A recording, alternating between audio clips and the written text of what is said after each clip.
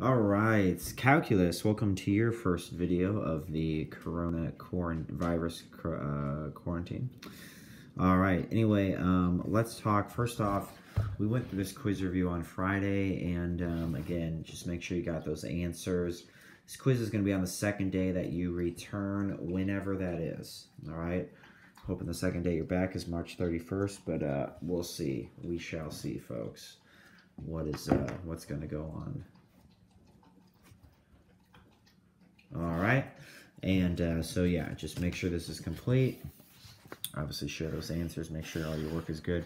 Pretty easy quiz, I think. Folks, your homework set number 2 will be due back, a few days after you're back. Again, in week 2, at the end of the second week here of our quarantine, I'll know more about the timelines. But this is a pretty, you can do all these questions now.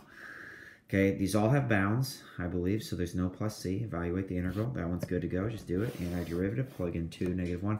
If you need extra room, you can write these on a separate sheet because you do have to evaluate, so there's a lot of arithmetic. And I do want you to show that work, all right? If not, I think you're just copying some answers from somebody's text. Got it? Do show all that arithmetic, so you should probably write this on a separate sheet of paper, I'd imagine.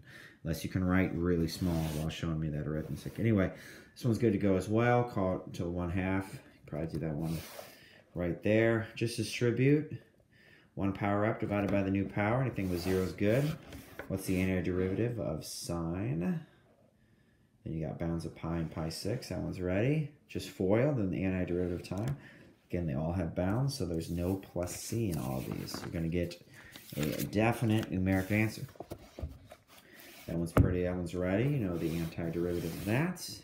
It's ready to go. That one's easy, that one's quick. You know the antiderivative of that. You know the antiderivative of cosine. You're ready to go with that one. 1 power up divided by the new power. Just rewrite that as 4 times x to the -3rd and do the antiderivative. Just divide everything by x to the 4th. Remember what 1/x is as an antiderivative.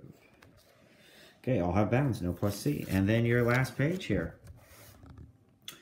Okay, so on these two, if you have f of x equals e to the -4x, just like you did with the derivative, it'd be e to the -4x, but the derivative you'd multiply by -4. So here, you're going to either divide by -4 or multiply by -1/4.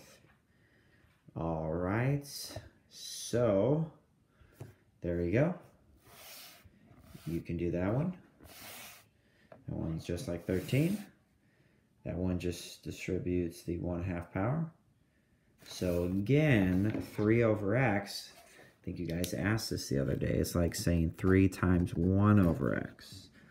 So its antiderivative would be 3 times a special function. 17 is ready to go. So is 18, folks, now. And that is it. You have 18 questions. So that's a pretty easy assignment. You guys can help each other out. So you guys can do that one pretty quickly. All right, that is your first video. I will have 3 videos discussing sections 5.3, 5.4, and 5.5 coming shortly. Stay safe. This is Yak Math Video signing out.